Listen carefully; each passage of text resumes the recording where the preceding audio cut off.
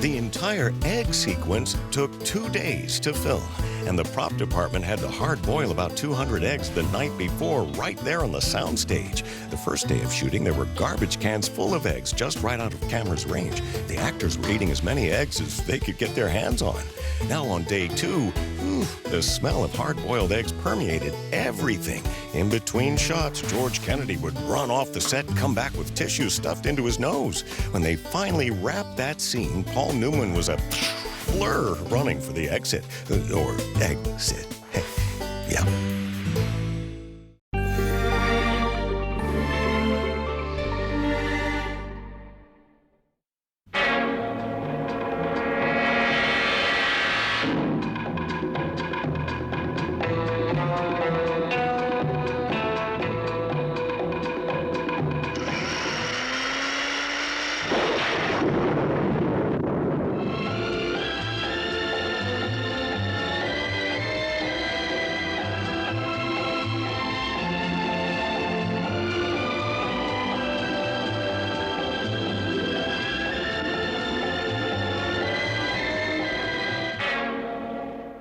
We know each other?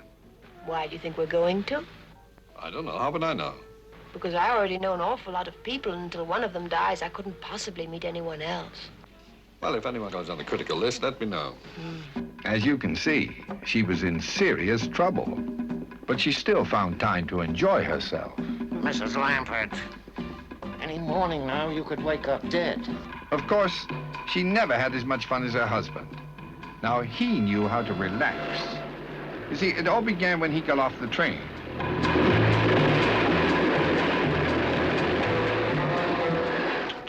Now, there's a relaxed husband. Police probably think I killed him.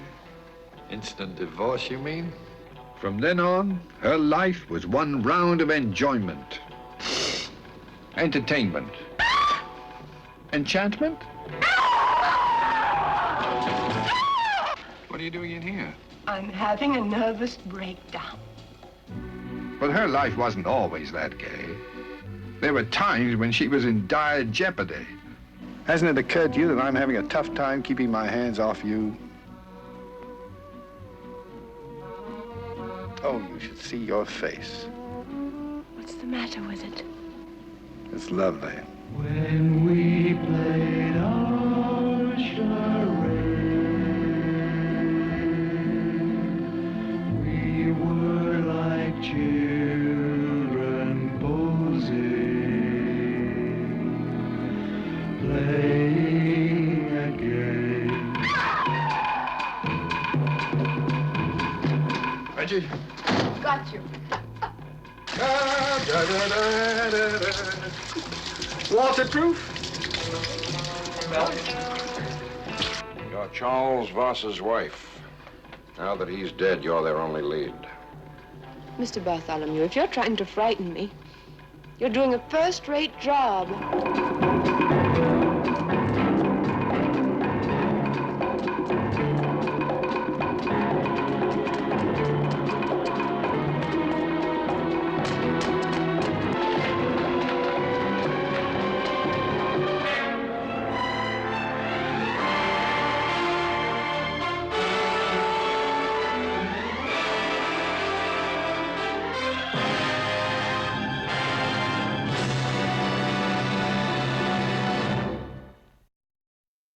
Movies allow us to escape, and the TCM Classic Cruise is the ultimate escape. For 5 nights, journey aboard the Disney Dream to Grand Cayman and Disney's Castaway Cay with legends Richard Dreyfuss, Lainey Kazan, Margaret O'Brien, Dina Martin, and designer Bob Mackie. Hurry, staterooms are going fast. Visit tcmcruise.com for more information.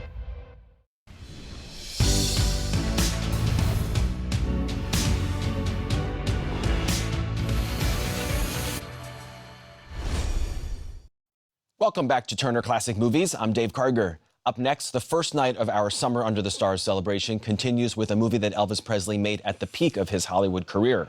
From 1963, It Happened at the World's Fair. Set against the backdrop of the 1962 Seattle World's Fair, the movie stars Elvis as an out-of-work pilot and follows him as he chaperones a small child through the exhibits, takes up with a fairground nurse, and does his best to avoid falling under the bad influence of his troublemaking co-pilot.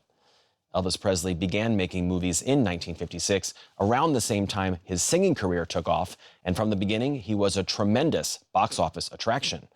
Studios commissioned scripts tailored specifically to Elvis's talents, and he appeared in one musical after the next, often making several of them in the same year.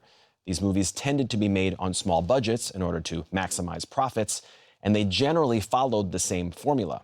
Elvis usually played a man's man type, saddled with a troublemaking sidekick, and although he got himself into sticky situations, he was always saved at the last minute by his good intentions and the help of a beautiful woman. The movies also, of course, featured songs for Elvis to sing, including an up-tempo number during the credits and a handful of others sprinkled throughout the story. These formulaic movies bored Elvis, who wanted more challenging and dramatic roles, but they were undeniably popular with audiences. Elvis's frustrations with this part of his career are just one of the conflicts he had with his longtime manager, Colonel Tom Parker. Their complex relationship is dramatized in the recent Baz Luhrmann biopic Elvis, with Austin Butler as Elvis and Tom Hanks as Parker. By the time Elvis made the film we're about to see at MGM, he was such a superstar that he was given a very special dressing room formerly used by another Hollywood king, Clark Gable. Here from 1963, also with Joan O'Brien, Gary Lockwood, and Vicky Chu, It Happened at the World's Fair.